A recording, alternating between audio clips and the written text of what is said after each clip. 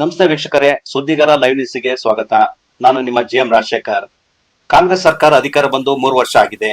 ಈ 3 ವರ್ಷ ಅವಧಿಯಲ್ಲಿ ಏನೇನು ಕೆಲಸಗಳಾಗಿದೆ, ಚುನಾವಣೆ ಸಂದರ್ಭದಲ್ಲಿ ನೀಡಿದಂತ ಭರವಸೆಗಳು ಏನಾಗಿದೆ, ಭರವಸೆ ಈಡೇರಿದೆಯಾ ಎಂಬುದರ ಬಗ್ಗೆ ಈಗಾಗಲೇ ಸುದ್ದಿಗಾರ ಲೈವ್ ನ್ಯೂಸ್ ತಂಡವು 5 ವಿಧಾನಸಭಾ ಕ್ಷೇತ್ರಗಳ ಬಗ್ಗೆ ಈಗಾಗಲೇ ಒಂದು ಸಮೀಕ್ಷೆ ನಡೆಸುತ್ತಿದ್ದು, ಇದರಲ್ಲಿ ಜಿಲ್ಲಾ ಕೇಂದ್ರವಾದ ಚಿಕ್ಕಮಗಳೂರು ವಿಧಾನಸಭಾ ಕ್ಷೇತ್ರದ ಬಗ್ಗೆ ಈಗಾಗಲೇ ರೈತರು, ವ್ಯಾಪಾರಸ್ಥರು ಹಾಗೂ ಜನಪ್ರತಿನಿಧಿಗಳು, ಮಾಜಿ ಜನಪ್ರತಿನಿಧಿಗಳು ಇವರೆಲ್ಲರೂ ಕೂಡ ಅಭಿಪ್ರಾಯ ಸಂಗ್ರಹಿಸಿ ಸುದ್ದಿಗಾರ ಲೈವ್ ತಂಡವು ಈ ಸರ್ಕಾರದ ಈ ಶಾಸಕರ ಕೆಲಸಗಳ ಬಗ್ಗೆ ನೇರವಾಗಿ ಯಾವುದೇ ಪರ ವಿರೋಧವಿಲ್ಲದೆ ನೈಜವಾಗಿ ನಿಮಗೆ ಸುದ್ದಿಯನ್ನು ಪ್ರಸ್ತುತಪಡಿಸುತ್ತಿದೆ. ಹಾಗಾದ್ರೆ ಬನ್ನಿ, ಭರವಸೆ ನೀಡಿದಂತ ಜನಪ್ರತಿನಿಧಿಗಳು ನಡ್ಕೊಂಡಿದ್ದಾರಾ ಈ ಬಗ್ಗೆ ಒಂದಿಷ್ಟು ವಿಶೇಷ ವರದಿಯನ್ನು ತಮ್ಮ ಮುಂದೆ ಪ್ರಸ್ತುತಪಡಿಸುತ್ತಿದೆ.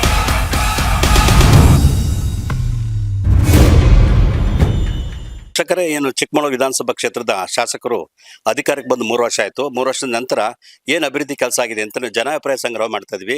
ಅದರ ನಡುವೆ ಅವ್ರನ್ನ ಶಾಸಕರು ಮಾತಾಡ್ಸಕ್ಕೆ ಬಂದಿದ್ವಿ. ಶಾಸಕರು ಫಾರಿನ್ ಟೂರಲ್ಲಿದ್ದಾರೆ, ಹಾಗಾಗಿ ಮುಂದಿನ ದಿನಗಳು ಅವ್ರು ಮಾತಾಡಿಸಿ ಅವ್ರ ಅಭಿಪ್ರಾಯ ಕೇಳೋಣ ಅಂತ ನಾವು ನಿರೀಕ್ಷೆ ಮಾಡ್ತಾ ಇದ್ವಿ. ಹಾಗೂ ಸಾರ್ವಜನಿಕರು ಈ ಕ್ಷೇತ್ರದಲ್ಲಿ ಶಾಸಕರು ಆಯ್ಕೆ ಆದಾಗ ಏನು ಭರವಸೆ ಕೊಟ್ಟಿದ್ರು, ಆ ಭರವಸೆ ಈಡೇರಿದೆಯಾ ಅಂತೇಳಿ ಸುದ್ದಿಗಾರ ಲೈವ್ ನ್ಯೂಸ್ ತಂಡ ಕಳೆದ 3 ದಿವಸಗಳಿಂದ ಜನಾಭಿಪ್ರಾಯ ಸಂಗ್ರಹ ಮಾಡ್ತಾ ಇದ್ವಿ. ಈಗ ಶಾಸಕರ ಮನೆ ಮುಂದೆನೆ ಮನೆಯಿಂದ ಆರಂಭ ಮಾಡ್ತಾ ಇದ್ವಿ.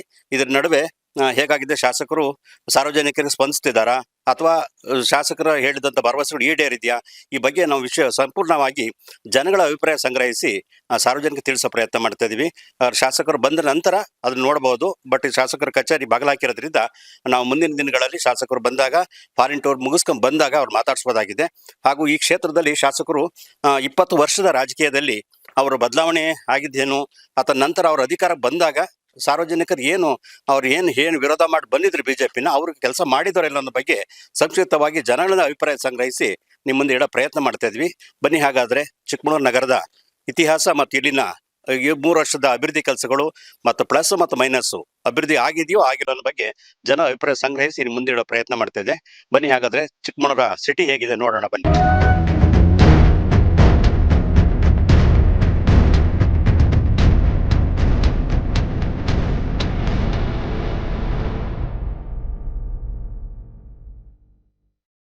ಕಾಂಗ್ರೆಸ್ ಸರ್ಕಾರ ಬಂದ್ರೆ ನಾವು ಬಹಳಷ್ಟು ನಿಮಗೆ ಏನು ತರದ ನಿಮ್ಗೆ ಒಂದು ಫೆಸಿಲಿಟಿ ಮಾಡ್ಕೊಡ್ತೀವಿ ಅಂತ ಹೇಳ್ಬಿಟ್ಟು ನಮ್ಮ ಈ ಲೋಕಲ್ ಲೀಡರ್ಗಳೆಲ್ಲ ಆಶ್ವಾಸನೆ ಕೊಟ್ಟು, ಕಾಂಗ್ರೆಸ್ ಅಂದ್ರೆ ಪಂಚಪ್ರಾಣ, ಆ ಕಾಲದಿಂದ ನಾವು ಕಾಂಗ್ರೆಸ್ಸಿಗೆ ವೋಟ್ ಮಾಡ್ಕೊಂಡು ಬಂದಿರೋದು ಅಂತ ಬಾಬಾ ಸಾಹೇಬ್ ಹೇಳಿದ್ದಾರೆ. ಏನಾದ್ರೂ ಅನ್ಯಾಯ ಬಳಕಾದ್ರೆ ನೀವು ಹೋರಾಟ ಮಾಡಿ ನೀವು ಅದ್ರ ಮುಖಾಂತರ ಪಡ್ಕೊಳ್ಳಿ ಅಂತ ಹೇಳ್ಬಿಟ್ಟು 15 ದಿವಸ ಕಾಲ ಇದೇ ತಾಲೂಕ್ ಆಫೀಸ್ ನ ಮುಂದೆ ಮಹಿಳೆಯರು ಅಲ್ಲೇ ಅನ್ನ ನೀರು ಮಾಡ್ಕೊಂಡು ಅಲ್ಲೇ ಮಲಗ್ತಾ ಇದ್ರು. ಇದೇ ಕಾಂಗ್ರೆಸ್ನವರು ಬಂದು ಅಕ್ಕಿ ಕೊಡ್ತಾ ಇದ್ರು. ನಾವು ನಿಮ್ ಜೊತೆ ಇದೀವಿ, ನಮ್ ಸರ್ಕಾರ ಬಂದ್ರೆ 1 ವರ್ಷದ ಒಳಗಡೆ ಉಸ್ತುವಾರಿ ಸಚಿವರು ಬರ್ತಾರೆ, ಅವರಿಗೆ ನಾವು ಈ 350 ಕುಟುಂಬ ಬೀದಿ ಪಾಲಾಗಿದೆ ಸರ್ ಅಂತ ಹೇಳ್ಬಿಟ್ಟು ಮನವಿ ಕೊಟ್ರೆ ಅವ್ರು ಏನ್ ಮಾಡ್ತಾರೆ, ನೀವು MLA ಭೇಟಿಯಾಗಿ.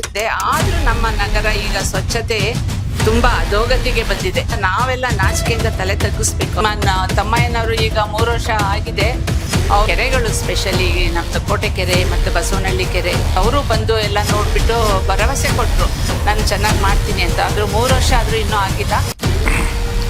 ನಮಗೆ ಚಿಕ್ಕಮಗಳೂರಲ್ಲಿ 20 ವರ್ಷದ ನಂತರ ಕಾಂಗ್ರೆಸ್ ಬಂದಿದೆ. ನಮ್ಮ ಶಾಸಕರು ಗೆದ್ದಿದ್ದಾರೆ. ನನಗೆ ಗೊತ್ತಿದ್ದಂಗೆ ಇಲ್ಲಿ ನಗರಕ್ಕೆ 32 ಕೋಟಿ ರೂಪಾಯಿ ಕೆಲಸ, ಗುದ್ಲಿ ಪೂಜೆ ಕೆಲಸ ಆಗ್ತಾ ಇದೆ. ಅಧಿಕಾರಕ್ಕೆ ಬಂದಿದ್ದೀವಿ.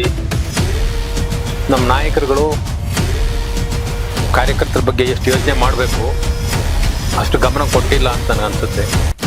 ಉದಾಹರಣೆಗೆ ಈಗ ರಾಜ್ಯ ಮಟ್ಟದ ನಿಗಮ ಮಂಡಳಿ ಅಧ್ಯಕ್ಷರು ಮಾಡಿದರು, ಅದಕ್ಕೊಂದು 800 ಜನ ಕಾರ್ಯಕರ್ತರಿಗೆ ಅವಕಾಶ ಮಾಡಿಕೊಡ್ಬೋದಿತ್ತು. ಸರ್, ನಮ್ಮ ಇಲ್ಲಿ ಕೂಲಿಗಾರರಿಗೆ 1 ರೂಪಾಯಿ ಉಪಯೋಗ ಇಲ್ಲ. ಲೇಬರ್ ಕಾರ್ಡ್ ಲೇಬರ್ ಕಾರ್ಡಿಗೆ ಏನು ಬರಲ್ಲ.